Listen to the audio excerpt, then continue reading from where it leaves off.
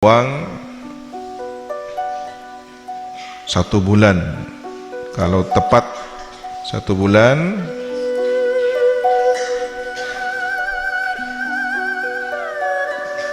dengan kembalian lebih ya, 1 juta pinjamannya dikembalikan 1.100.000 misalkan.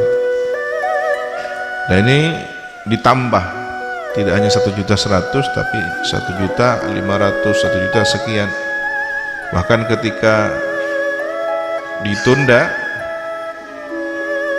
atau mereka tidak segera bayar 2 bulan, bisa jadi 2 kali lipat.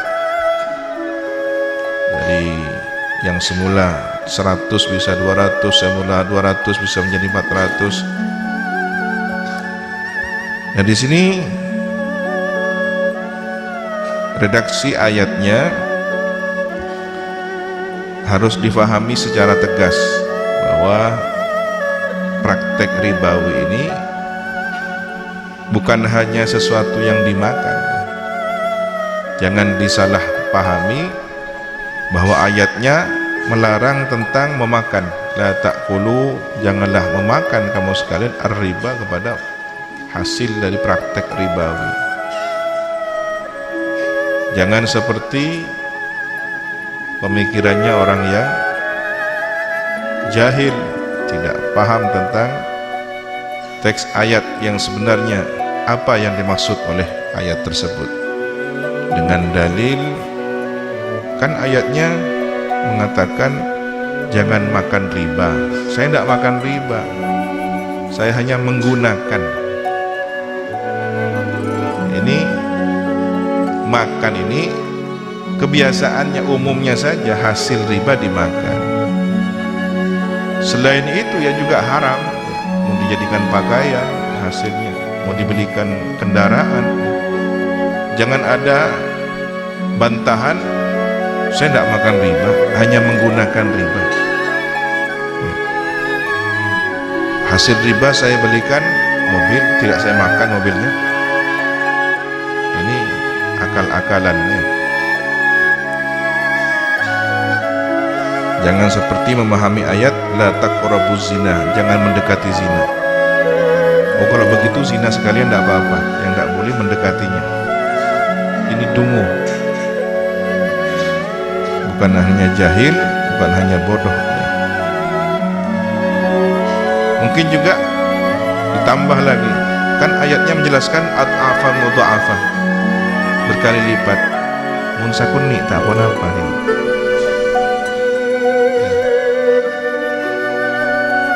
Ini urusan menentang aturan Allah, dan orang yang berpraktek ribawi Allah mengancam perang. Jangan kemudian dimaknai perang secara fisik, tetapi perang di sini keberkahan hidupnya dihabisi.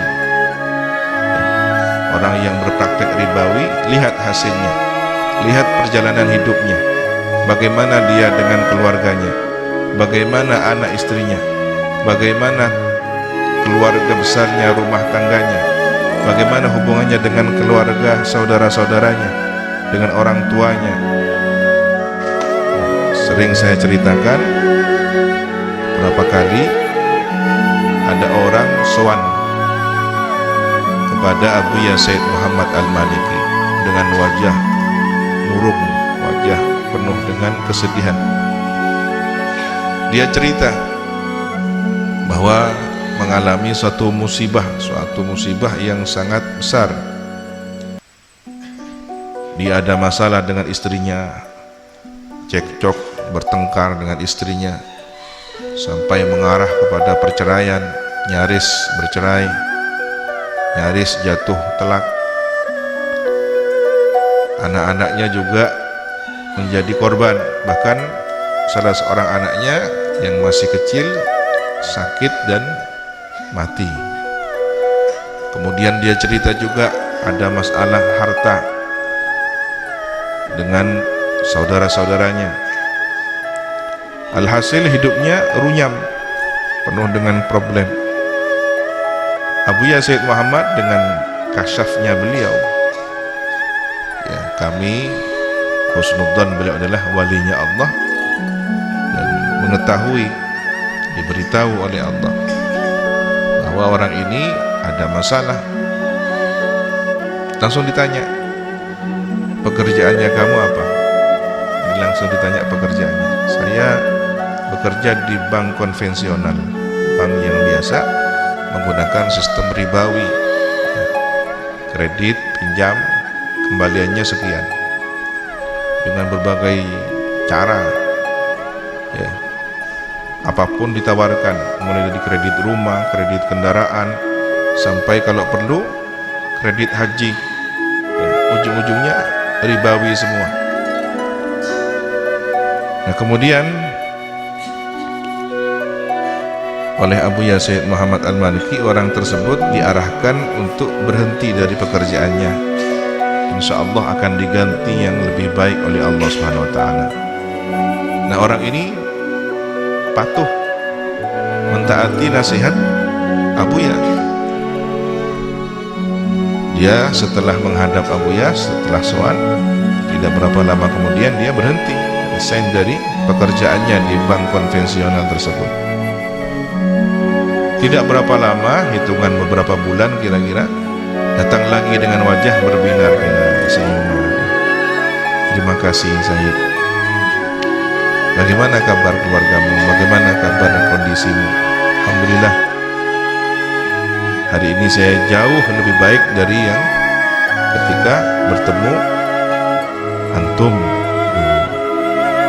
Saya sekarang sudah bekerja di tempat yang lain, yang lebih jelas halalnya, lebih jelas keberkahannya. Mungkin nominal gajian, honor jauh lebih besar yang dulu.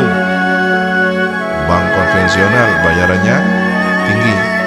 Hari ini saya mungkin hitung-hitungannya lebih rendah, tetapi lebih berkah, ya.